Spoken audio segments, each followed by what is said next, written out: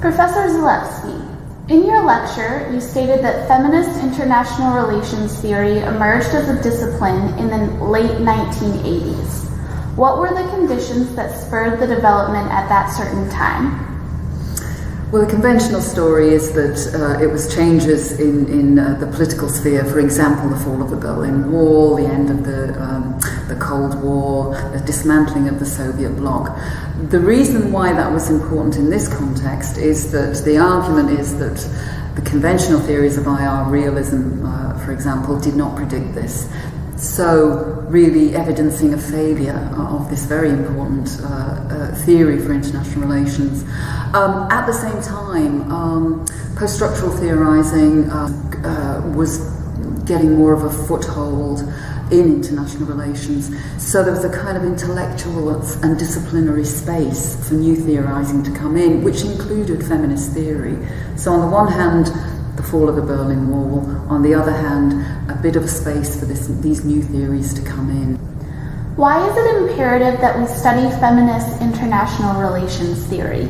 The short answer is that we'll have a very inadequate understanding of how power works, how violence gets reproduced, how the degradations that we associate with the international political realm, particularly in relation to women, but not only, how they continually reproduce year on year, day on day, year on year. So feminist theory is extremely important to work with feminist theory, not just because it reveals all the hidden stories about women, whether these are good or bad stories, but also, and at the same time, because it tells us so much more about power.